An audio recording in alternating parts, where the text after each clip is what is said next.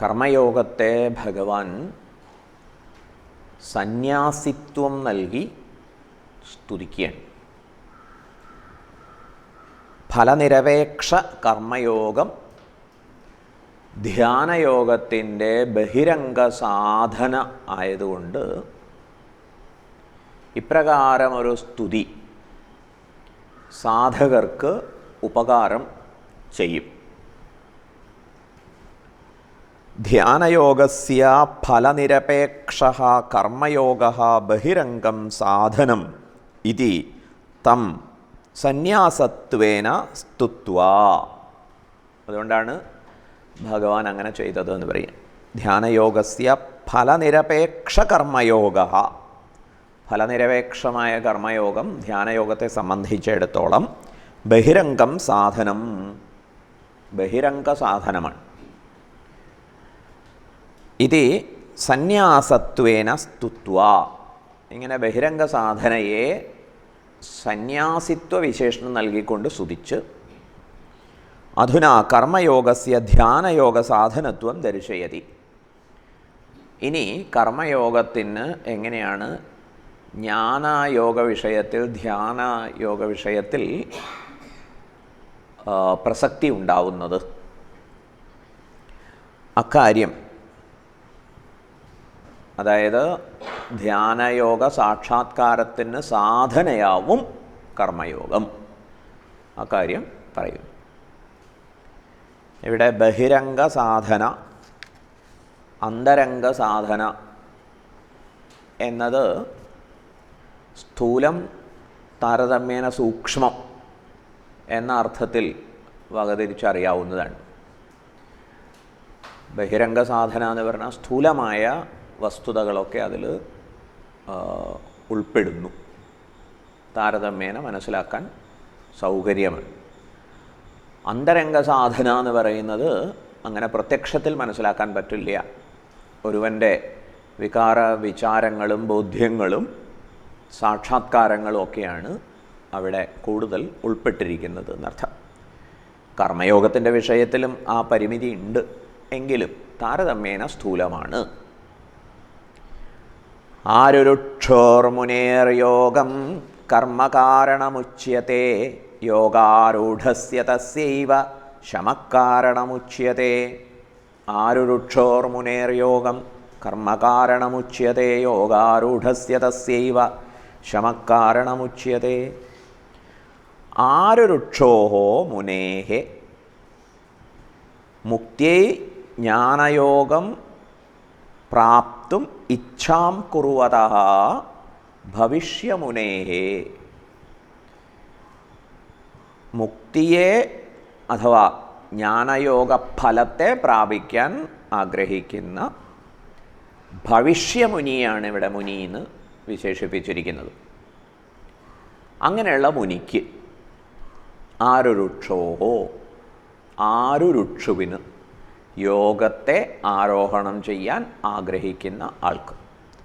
ആരുരുക്ഷോഹോ മുനേഹേ യോഗം കർമ്മകാരണം ഉച്യത്തെ. യോഗം ആരുരുക്ഷോഹോ, യോഗത്തെ പ്രാപിക്കാൻ ആഗ്രഹിക്കുന്ന മുനിക്ക് കർമ്മ കാരണമുച്യത്തെ. കർമ്മയോഗമാണ് ഉപാധി സാധന ആദ്യ പടി. യോഗാരൂഢസ്യ തസ്യൈവ, അങ്ങനെ അയാൾ കർമ്മയോഗ അനുഷ്ഠാനം കൊണ്ട് യോഗാരൂഢനായാൽ അവനു തന്നെ ഇനി എന്തു വേണം എന്നാണെങ്കിൽ ശമ കാരണമുച്യത, അടുത്ത പടിയിലേക്ക് ഉയരുന്നതിന് ശമമാവുന്നു കാരണം. സാധന, ഉപാധി, പടി, ഉപായം. ശാന്തോദാന്ത ഉപരതസ്ഥിതിഷു തിതിക്ഷു സമാഹിതോ ഭൂത്വാ ആത്മനി ഏവ ആത്മാനം പശ്യേത്. ഇങ്ങനൊരു ആഹ്വാനം ഉണ്ട് എന്ന് പറയാം. ശാന്തോദാന്ത ഉപരതസ്ഥിതിക്ഷു, ശാന്തനായി അതുപോലെ ദാന്തനായി ഇന്ദ്രിയങ്ങളെയൊക്കെ നിയന്ത്രിച്ചിട്ട് ഉപരതി ഉള്ളവനായിട്ട് എല്ലാറ്റിൽ നിന്നും പിൻവാങ്ങിയിട്ട് സമാഹിതോ ഭൂത്വ, സമാഹിതനായിട്ട് ആത്മന്യേവ ആത്മാനം പശ്യേത്, അവനവനിൽ തന്നെ അവനവൻ്റെ ആഴങ്ങളെ സാക്ഷാത്കരിക്കുക എന്നിങ്ങനെ ധ്യാനയോഗത്തെ സംബന്ധിക്കുന്ന നിരീക്ഷണമുണ്ട്. അതുകൊണ്ട് ധ്യാനയോഗ സാക്ഷാത്കാരത്തിന് ഉത്സാഹിക്കുന്ന ആൾ കർമ്മനിവൃത്തിയെ ക്രമത്തിൽ സ്വന്തമാക്കണം.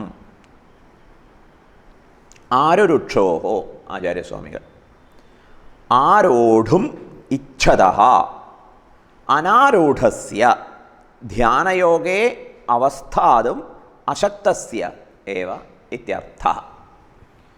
ധ്യാനയോഗത്തിൽ ആരോഹണം ചെയ്യാൻ ആഗ്രഹിക്കുന്ന ആളെയാണ് ഇവിടെ ആരുരുക്ഷു എന്ന് പറഞ്ഞിട്ടുള്ളത്. യോഗത്തെ ആരോഹണം ചെയ്യാൻ ആഗ്രഹിക്കുന്ന ആൾ ആ അർത്ഥത്തിൽ. ആരോഢും ഇച്ഛതഃ അനാരൂഢസ്യ, ഇപ്പം അയാൾ എവിടെ നിൽക്കുന്നു? ഇപ്പം ആരോഹണം ചെയ്തിട്ടില്ല. അനാരൂഢനെ സംബന്ധിച്ച്, അനാരൂഢൻ എന്ന് പറഞ്ഞാൽ എന്താ അർത്ഥം? ധ്യാനയോഗേ അവസ്ഥാതും അശക്തസ്യ, ധ്യാനയോഗത്തിൽ ഉറച്ചിരിക്കാനുള്ള ഒരു സാമർഥ്യം കൈവന്നിട്ടില്ല. അതിനെന്താ കാരണം? അന്ധകരണ അശുദ്ധി, രാഗദ്വേഷ സങ്കീർണതകൾ, സങ്കല്പ സ്വാധീനങ്ങൾ,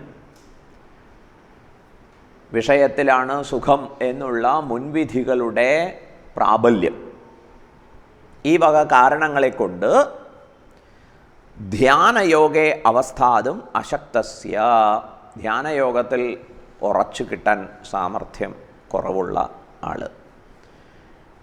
കസ്യ ആരുരുക്ഷോഹോ മുനേ കർമ്മഫല സന്യാസിന ഇത്യർത്ഥഃ. ഇപ്രകാരം ധ്യാനയോഗത്തിൽ നിഷ്ഠ ലഭിക്കാൻ വേണ്ടത്ര സാമർഥ്യം വന്നിട്ടില്ലാത്ത ആൾ ആരുരുക്ഷോ മുനേഹേ, അങ്ങനെയുള്ള മുനിക്ക്, കർമ്മഫല സന്യാസിന ഇത്യർത്ഥഃ, കർമ്മഫല സന്യാസിക്ക്. കിം ആരുരുക്ഷോഹോ യോഗം യോഗം, എന്ത് ആരോഹണം ചെയ്യാനാണ് ആഗ്രഹിക്കുന്നത്? യോഗത്തെ ആരോഹണം ചെയ്യാൻ ആഗ്രഹിക്കുന്നത്.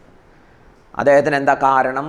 കരണം, ഉപാധി, അടുത്ത പടി കർമ്മകാരണം സാധനം ഉച്യതേ, അയാൾക്ക് കർമ്മമാണ് സാധനം, അടുത്ത പടി. ഇത് വ്യാപകമായി പ്രചരിപ്പിക്കാവുന്ന സന്ദേശമാണ്. ഒരു മനുഷ്യൻ്റെ ജന്മലക്ഷ്യമായിട്ടുള്ള ധ്യാനയോഗം, ജ്ഞാനനിഷ്ഠ നേടിയെടുക്കാൻ അയാൾ കർമ്മയോഗത്തിൻ്റെ പാതയിലൂടെ ചരിക്കണം. അങ്ങനെ കർമ്മയോഗത്തിൻ്റെ പാതയിലൂടെ നിർദ്ദിഷ്ടപ്രകാരം ചരിച്ചാൽ എന്താ ഗുണം? അങ്ങനെ ചരിക്കുന്നത് കൊണ്ട് ആൾ യോഗാരൂഢനായി തീരും. എന്താ യോഗാരൂഢത്വം? സങ്കല്പങ്ങളൊക്കെ അടങ്ങും, ചിത്തവിക്ഷുബ്ധികളൊക്കെ ഒതുങ്ങും. അങ്ങനെയുള്ള സ്വാസ്ഥ്യം അത് നേടാൻ അയാൾക്ക് സാധിക്കും. യോഗാരൂഢസ്യ പുനഃ തസ്യ ഏവ, യോഗാരൂഢന് വീണ്ടും അയാൾക്ക് തന്നെ ശമഃ ഉപശമഃ, ശമമാണ് കാരണം നിർദ്ദേശിച്ചിട്ടുള്ളത്. ഉപശമം, ഉപശമം എന്ന് പറഞ്ഞാൽ സർവകർമ്മേഭ്യഃ നിവൃത്തി, എല്ലാ കർമ്മങ്ങളിൽ നിന്നുമുള്ള നിവർത്തിക്കൽ, പിൻവാങ്ങൽ. കാരണം യോഗാരൂഢസ്യ സാധനം ഉച്യതേ ഇത്യർത്ഥഃ. ഇതാണ് ഈ പ്രയോഗത്തിൻ്റെ അർത്ഥം. യോഗാരൂഢന് ശമമാകുന്നു സാധനം. അനാരൂഢന് യോഗം അനാരൂഢൻ യോഗത്തെ ആരോഹണം ചെയ്തിട്ടില്ലാത്തവന് അതിൻ്റെ സാമർഥ്യം നേടുന്നതിനായിക്കൊണ്ട് കർമ്മകാരണം ഉച്യതേ, കർമ്മമാണ് കാരണം. യാവത് കർമ്മഭ്യഃ ഉപരമത്തെ താവത് നിരായാസസ്യ ജിതേന്ദ്രിയസ്യ ചിത്തം സമാധീയതേ. എത്രത്തോളം കർമ്മനിവൃത്തി ഉണ്ടാകുന്നുവോ അത്രത്തോളം താവത് നിരായാസസ്യ ജിതേന്ദ്രിയസ്യ, നിരായാസമായിട്ട് ഈ ജിതേന്ദ്രിയന് ചിത്തം സമാധിയത, അദ്ദേഹത്തിൻ്റെ ചിത്തം സമാധിഭാവത്തെ പുൽകും. എന്ന് പറഞ്ഞാൽ കർമ്മത്തിൽ നിന്ന് ഉപരമിക്കും പ്രകാരം അനായാസമായി ചിത്തം ഈ തത്വത്തിൽ ഉറച്ചു വരും.